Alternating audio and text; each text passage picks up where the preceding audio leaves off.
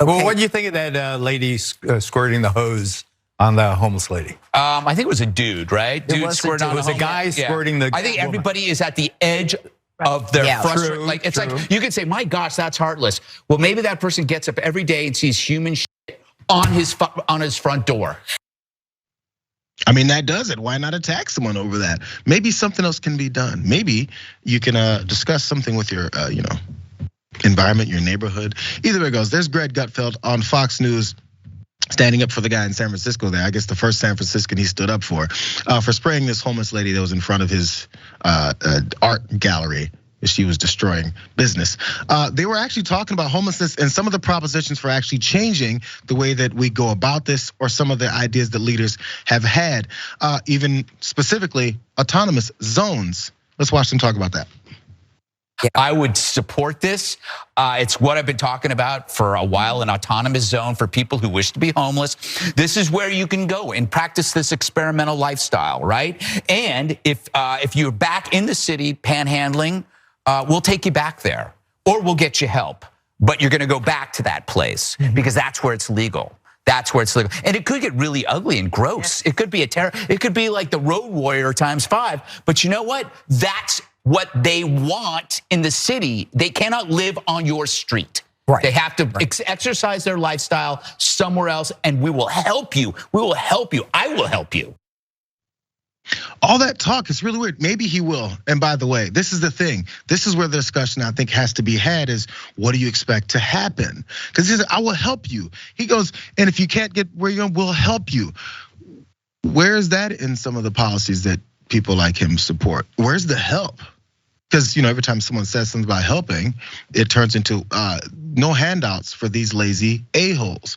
You know what they want to do? They want to come and destroy our neighborhoods. Whatever it is that's destroying your neighborhood, you can talk about how to fix it rather than just putting all the onus just on them. They're part of our society. But one thing that they were discussing though was this opinion piece from Bill Walton, Hall of Fame NBA player.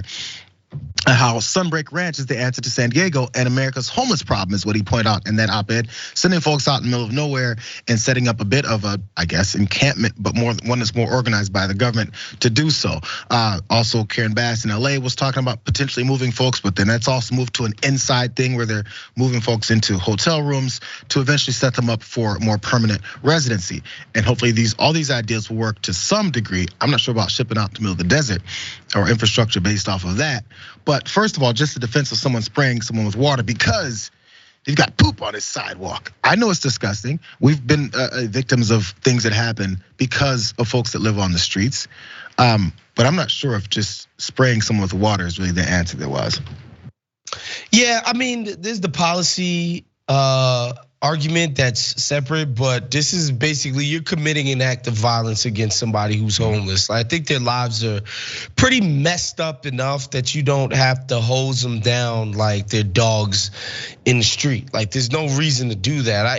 And look, let's be honest, some of these cats have gotten violent with citizens in the past. And if you need to defend yourself, then by all means, do what you gotta do to keep yourself and your loved ones safe. That wasn't the case here. This dude was just being a jerk and committing a violent act against this older woman. Like that's just what that is. As far as policy is concerned, I think it's difficult because what never gets said, Jayar, is that there's no one size fits all prescription. Every single person has individual needs. Not everybody's needs are the same. And I know a lot of my progressive people don't want to hear this. Some people do want to live on the street. Some people have just gotten so accustomed to the lifestyle.